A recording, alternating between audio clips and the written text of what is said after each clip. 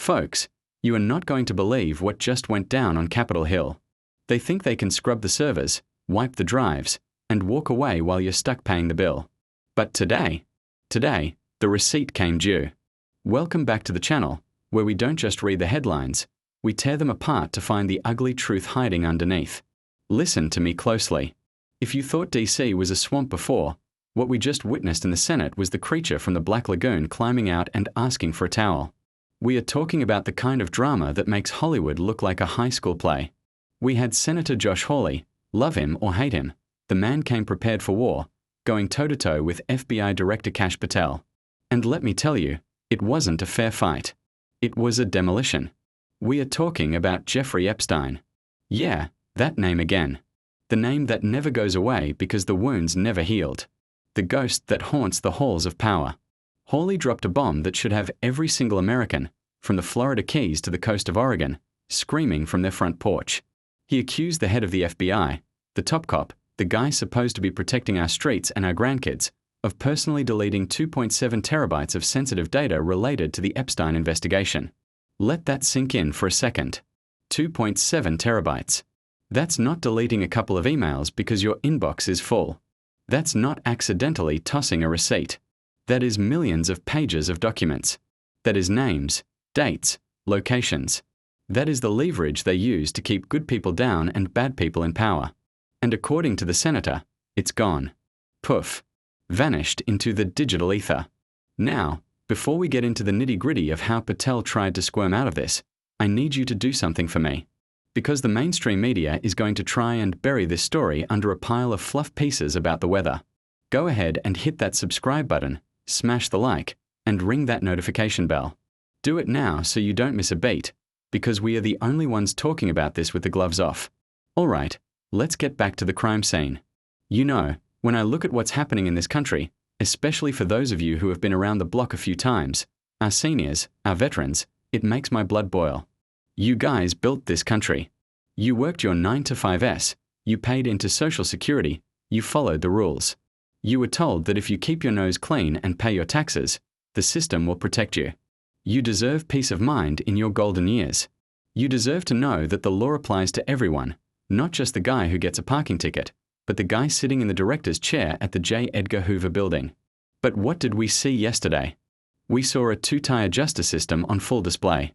Patel is sitting there, under oath, hand on the Bible, swearing to tell the truth, and he looks the senator in the eye and says, "Don't worry, we have backups." He played it cool. He tried to act like this was just standard procedure, like he was deleting old holiday photos to make space on his iPhone. But Hawley, he wasn't buying it. And this is where it gets good. This is the part where you grab the popcorn. Hawley didn't just call him a liar, he proved it. He pulls out this internal technical report, a document Patel probably prayed would never see the light of day, and he reads it into the record. Boom. The report confirms that the deletion was permanent. No backups. No recovery. It was a digital shredder, folks. The kind of wipe you only do when you have something to hide that is so ugly, so damaging, that you'd rather risk prison time than let the American people see it. And here is the kicker, the detail that turns this from a scandal into a crime thriller. The security logs, yeah, they track everything in that building, showed Patel was alone. Alone. At the headquarters. In the middle of the night. I want you to picture this. It's late. The janitors are probably gone. The hum of the servers is the only sound. And there's the director of the FBI, rolling up his sleeves, sitting at a terminal, hitting delete on the files that could implicate God knows who in the Epstein ring. Does that sound like law enforcement to you? Or does that sound like a cover-up? For the folks over 60 watching this, you remember a time when shame existed. You remember when getting caught in a lie meant you resigned, you packed your box, and you went home in disgrace. But these guys? They have no shame. They have audacity. But here is why this matters to you, specifically. Why should a retiree in Arizona or a grandmother in Ohio care about some digital files in Washington? Because if they can erase the crimes of the elite, they can erase anything. If the director of the FBI can obstruct justice and lie to Congress with a straight face, then what is stopping them from messing with your benefits? What is stopping them from ignoring the crime in your neighborhood because it doesn't fit their political agenda? The rule of law is the only thing standing between a civilized society and chaos. And when the people at the top take a sledgehammer to the foundation, the whole house starts to shake. And who gets hurt when the house falls? It's not the billionaires with their bunkers in New Zealand. It's us. It's the people on fixed incomes. It's the middle class. Hawley caught him. In less than 60 seconds of questioning, Patel went from arrogant to silent. You could hear a pin drop in that chamber. The look on his face wasn't just fear. It was the realization that his career was over. He was looking at perjury charges. He was looking at obstruction of justice. This is the witty realist telling you, don't look away. They want you to get tired. They want you to change the channel to a reality show and forget that they are looting the burning building. But we are watching. We are taking notes. And let's be honest, that silence from Patel? That was the loudest admission of guilt I have ever heard in my life. It was the sound of a man who realized the game was rigged, but he just forgot that this time, he wasn't the dealer. We are just getting started on this breakdown. There is so much more to unpack about the technical side of this, the political fallout, and what this means for the future of the FBI. You do not want to go anywhere. You know, back in the day, when a kid didn't do his assignment, he'd say the dog ate his homework. It was a stupid excuse, but hey, he was a kid. But when the director of the FBI tells the United States Senate that nearly 3 terabytes of evidence just disappeared due to a technical hiccup, that isn't an excuse. That is an insult to your intelligence. Let's dig into this glitch narrative, because frankly, it smells worse than a fish market in July. Director Patel sat there, looking slicker than a grease spot, and tried to sell us the idea that this massive data purge was some sort of automated error, an administrative oversight. He actually used those words, administrative oversight. Now, I want you to think about the last time you tried to delete a file on your computer. Just one file. The machine asks you, are you sure? Then it asks, are you really, really sure? And then sometimes it sends it to a trash bin where you have to go and delete it again. It is designed to stop you from being an idiot. We are talking about 2.7 terabytes of data here. For the folks watching who aren't tech wizards, and believe me, I still have trouble setting the clock on my microwave, so I'm with you. Let me put this in perspective. 2.7 terabytes is not a couple of Word documents. It is roughly the equivalent of nearly 200 million pages of text. Or think of it like this. If you printed that out, the stack of paper would be taller than the Washington Monument. And we are supposed to believe that Patel just leaned his elbow on the keyboard and, oops, deleted a stack of paper taller than the Washington Monument? Give me a break. This is where Senator Hawley really earned his paycheck. He didn't just yell, he brought receipts. He pulled out that internal technical report, and thank God for the whistleblowers, the patriots on the inside who are sick of this rot, and he laid out the timeline. The report showed that this wasn't an instant click. Deleting that much data takes time. It takes processing power. The log showed the command was executed manually, and it ran for hours. Hours. While Patel was sitting there alone in the building. Imagine this scenario. It's 2 a.m. The streets of DC are quiet. Most decent folks are asleep in their beds. But inside the Hoover building, the lights are burning in the director's office. He's not chasing terrorists. He's not tracking down kidnappers. He is watching a progress bar on a screen, waiting for the evidence of the most horrific trafficking ring in history to hit 100% deleted. That is premeditated. That is cold. And that is terrified. What were they so afraid of? That is the question you have to ask yourself. You don't risk a federal perjury charge to protect a nobody. You don't scrub servers in the middle of the night to hide a jaywalking ticket. You do it because the names in those files are the names of the people who sign your checks, the people who invite you to the cocktail parties, the people who run the world, or think they do. And while we are talking about justice, let's talk about how this works for you and me. If you, a regular American citizen, miss a deadline on your tax return, the IRS is on you like white on rice. They want their money plus interest. If you lose a receipt for a business expense, they audit you. If you forget to renew your license, you get a fine. The system is designed to catch you every single time you slip up. It has zero tolerance for your mistakes. But these guys? These elites in their ivory towers? They can lose the evidence of crimes against children, and they expect to just walk away with a pension and a book deal. It makes you sick, doesn't it? If you are tired of the double standard, if you are sick of seeing the big guys get a pass while the little guy gets crushed, take a second right now to comment justice down below. Subscribe to the channel and hit that bell. We need to build an army of truth seekers here because the mainstream news sure as hell isn't going to tell you this.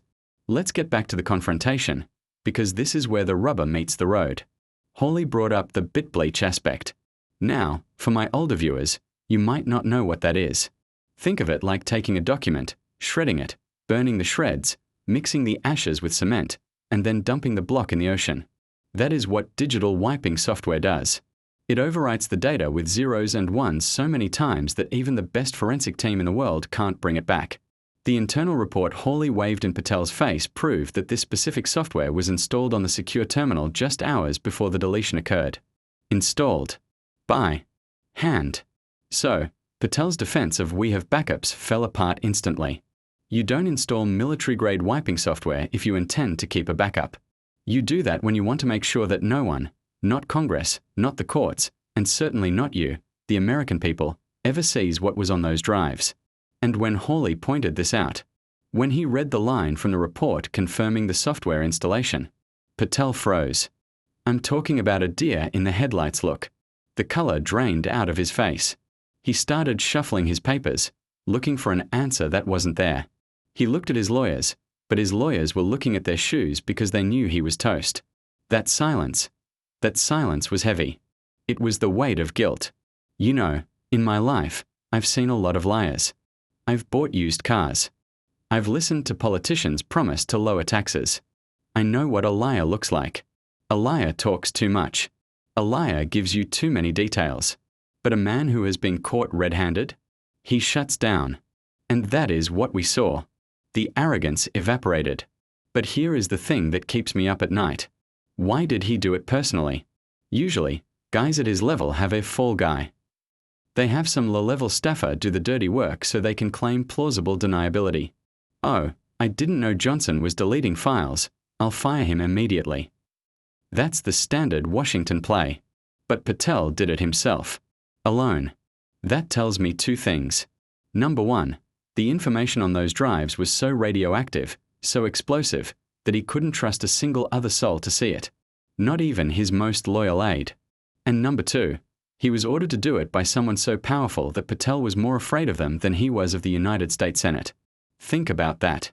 The director of the FBI, the most powerful law enforcement officer in the country, was acting like a scared errand boy. Who holds that kind of leash? Who has that kind of leverage? It brings us back to the seniors watching this. You guys remember the Cold War. You remember when we knew who the bad guys were. But now, the bad guys are inside the house. They are running the agencies. And let's be real about the security of this data. We are constantly told that we need to give up our privacy for national security. They want to scan your emails, track your bank transactions, monitor your phone calls, all to keep us safe. Yet, when they have the actual evidence of real predators, of people hurting kids, they can't seem to keep it safe. It's not incompetence, folks. It's malice. They are laughing at us. They think we are too distracted by TikTok and football games to notice that they are rewriting history in real time.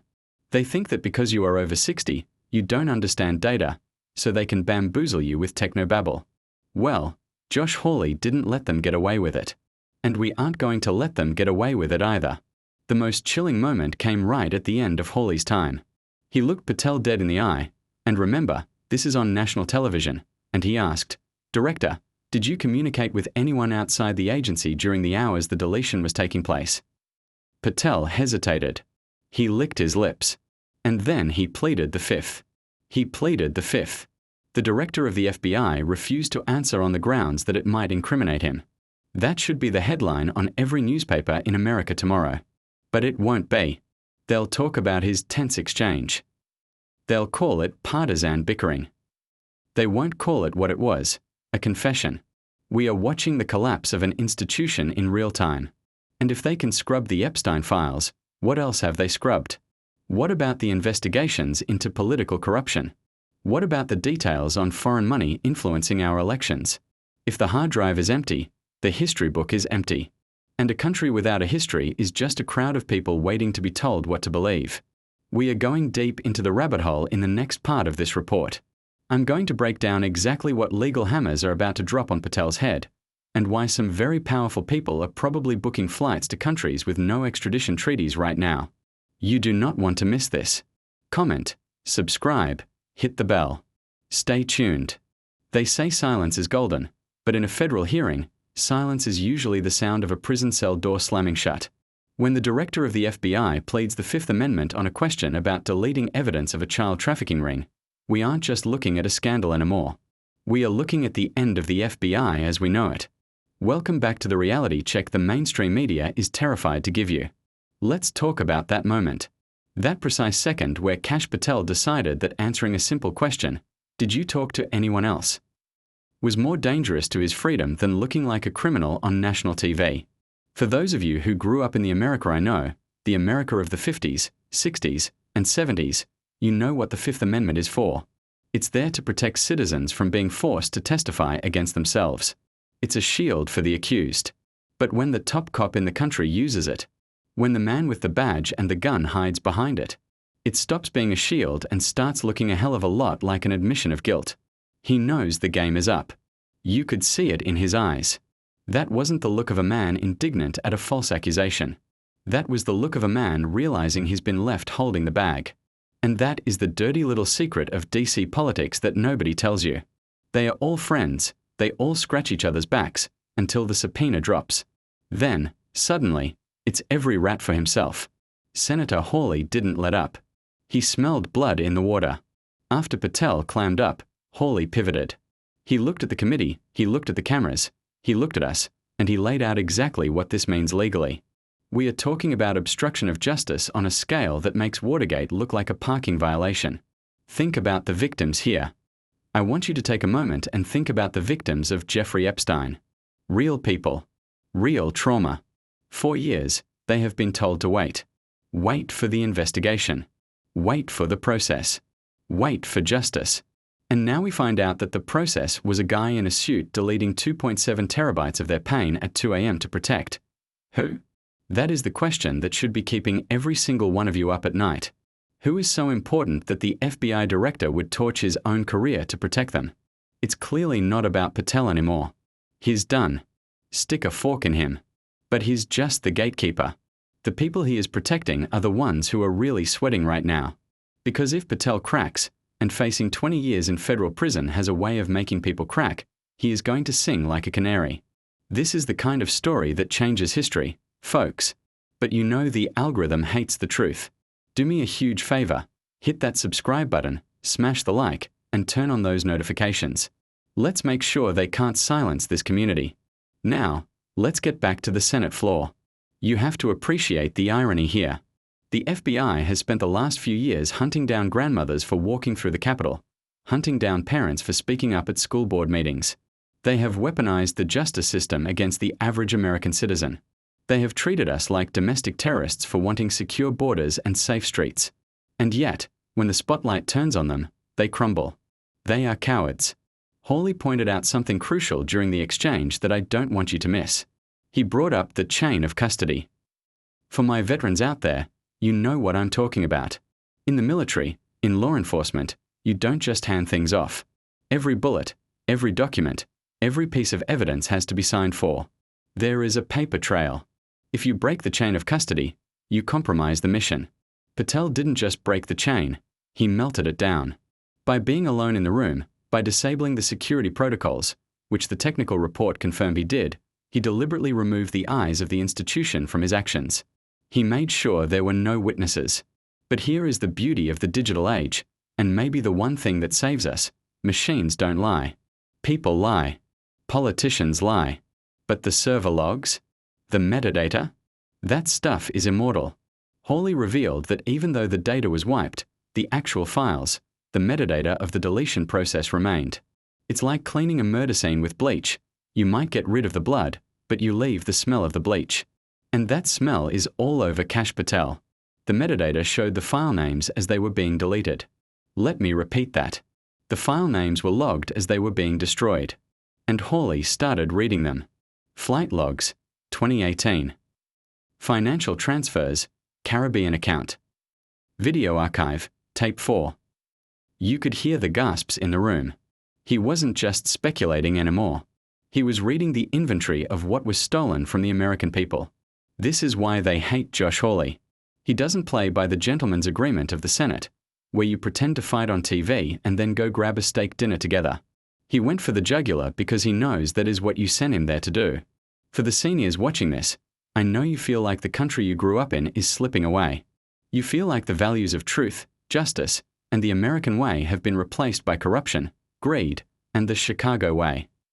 But today showed us that there is still a pulse. There are still people willing to stand in the breach. The look on the faces of the other senators was priceless. The Democrats on the committee looked like they had swallowed a lemon. They didn't know what to do. Usually, they would jump in to defend the Bureau, defend the institutions. But how do you defend this? How do you defend a guy caught red-handed destroying evidence of sex crimes? You can't. So they sat there, silent, complicit in their embarrassment. And the establishment Republicans? The rhinos? They look nervous. Because they know that if the FBI falls, a lot of their secrets might come tumbling out of the ruins. This isn't just a political hearing. This is an exorcism. We are dragging the demons out into the sunlight. Patel's silence was the turning point. It was the moment the aura of invincibility around the deep state shattered. They aren't omnipotent. They aren't smarter than us. They are just arrogant criminals who got sloppy because they never thought anyone would have the guts to check their homework. But we checked. And now, the question is, what happens next? Does Patel get a slap on the wrist? Does he get a pardon? Or do we finally see a high-ranking official in an orange jumpsuit? I'll tell you this, if he walks, the system is dead. If he walks, we might as well pack it up. But I don't think he's going to walk. I think the evidence Hawley presented is too concrete, too technical, and too damning to ignore. The Department of Justice is going to be forced to act. They don't want to. They would rather prosecute a ham sandwich than one of their own. But their hand is being forced by the sheer weight of the evidence and the outrage of the American people. That's you. Your outrage matters. Your attention matters. We are going to move into the fallout in the next segment. I'm going to tell you exactly how the White House is scrambling to distance themselves from this train wreck, and what insiders are telling me about the panic happening at the DOJ right now. You need to hear this. Make sure you are subscribed. Comment truth below if you demand accountability. Don't go anywhere. You smell that? That isn't the cherry blossoms blooming along the tidal basin. That is the smell of burning paper, shredded documents, and pure, unadulterated panic washing over Washington, D.C. The rats aren't just leaving the ship, they are eating each other. Welcome back to the front lines of the information war. If you thought the hearing was explosive, wait until I tell you what is happening right now behind closed doors. My sources, and these are good folks, patriots who have been keeping their heads down waiting for this moment, are telling me that the Department of Justice is in absolute meltdown mode. We are talking about a Category 5 hurricane hitting the Beltway. Usually, when a scandal like this breaks, the machine knows what to do. They circle the wagons. They put out a statement saying they have full confidence in the director. They announce an internal investigation that will take 3 years and find nothing. That is the playbook. We have seen it 1,000 times. But this time, the playbook is out the window. Why? Because Josh Hawley didn't just accuse them, he cornered them. The evidence is too public. The metadata, the logs, the video of Patel pleading the fifth, it's all out there. They can't spin it. They can't say it's a conspiracy theory when the director of the FBI is sitting there refusing to answer if he destroyed evidence of child trafficking. So now, we are seeing the most dangerous phase of any political scandal, the scapegoating. We are watching the establishment turn on its own in real time, and you do not want to miss a second of this breakdown. Hit that subscribe button, smash the like, and ring the bell. We are the only ones giving you the play-by-play while the cable news networks are still trying to figure out how to blame this on the weather. Let's look at the White House. Did you see the press secretary's briefing this morning? It was a disaster. A train wreck inside a dumpster fire. Usually, she is cool, calm, collected, ready to dodge questions like a pro boxer. Today, she was shaking. When a reporter asked, and credit where it's due, even the mainstream reporters are smelling blood. When they asked if the president still had confidence in Director Patel, she didn't say yes. She said, "We are monitoring the situation." Monitoring the situation. In Washington speak, that is the kiss of death. That translates to, we don't know this guy. We never met him. Please don't look at us. They are cutting him loose. They are getting ready to throw Kash Patel under the bus so hard he's going to bounce. Because they know that if they try to save him, he becomes an anchor that drags the whole administration down to the bottom of the Potomac. And for my older viewers, you know exactly what this looks like. You've seen it in your homeowners associations, your town councils, maybe even your old workplaces. When the audit comes and the money is missing, suddenly the guy who is everyone's best friend is sitting alone at the lunch table. It's human nature. But in DC, it's blood sport. But here is the twist. Here is the part that makes this a high-stakes poker game. Kash Patel is not an idiot. You don't get to be director of the FBI by being stupid. You might be corrupt, you might be arrogant, but you aren't dumb. He knows they are about to sacrifice him. He knows the DOJ is drafting the indictment right now to save face. So, what does a guy like that do? He looks for an insurance policy. Do you really think he deleted everything? Do you think a man who deals in secrets for a living would destroy the only leverage he has against the people who gave him the order? I don't buy it. And neither should you. I bet my bottom dollar that somewhere, on a secure drive, in a safety deposit box, or maybe buried in a backyard in Virginia, there is a copy. A dead man's switch. If you think Patel has a secret backup copy of those files, comment insurance down below. Let me know if you think he's going to sing to save his own skin. This is where the fear comes from. The people in power aren't afraid of Patel going to jail. They are afraid of what Patel might say to stay out of jail. If he cuts a deal, if he walks into the prosecutor's office and says, "I'll give you the names of the people who told me to wipe the drives if you give me immunity," then the whole house of cards comes down. We are talking about senators, CEOs, maybe even people in the White House. The Jeffrey Epstein scandal was never just about one creepy guy on an island. It was about a blackmail network designed to control powerful people. And if those files come out, the blackmail stops working. The leverage evaporates. That is why the silence in DC is so loud right now. Everyone is holding their breath. And look at the media. CNN, MSNBC, the New York Times, they have been forced to cover this. They tried to bury it on page A17, but the footage is too viral. Millions of Americans are watching Patel plead the fifth on their phones. The media can't ignore it without losing the tiny shred of credibility they have left. So now they are changing the narrative. Watch closely. They are starting to say things like, troubling questions at the FBI or need for reform. Don't fall for it. They aren't interested in reform. They are interested in damage control. They want to fire Patel, put in a new puppet, and go back to business as usual. They want to cauterize the wound before the infection spreads to the rest of the body. But we aren't going to let them. This is the moment we have been waiting for. For years, we have been told we are crazy. We have been told that the deep state is a conspiracy theory. We have been told that our institutions are pure and noble. Well, the curtain has been pulled back. The wizard is just a panicked bureaucrat with a delete key. And what about the DOJ? The Department of Justice is in a bind. If they prosecute Patel for obstruction, they admit that the FBI is corrupt. If they don't prosecute, they prove that the law doesn't apply to them. They are trapped in a catch-22 of their own making. They are hoping you get bored. They are hoping you get distracted by the next shiny object. But I know you folks. I know the American people. We are patient, but our patience has run out. We are like a badger in a corner. We are done backing up. We need to keep the pressure on. Make sure you have hit that notification bell so you know the second the next update drops. I'm hearing rumors about who Patel was on the phone with right before he entered the server room, and you are not going to believe the names being whispered. In the next part, we are going to talk about the endgame. What does justice actually look like? Does Patel flip? And more importantly, can we ever recover those 2.7 terabytes, or are they gone forever? There is a technical detail Hawley mentioned that everyone missed, a detail about cloud redundancy that might just be the silver bullet we need. Stay tuned. The storm is just starting.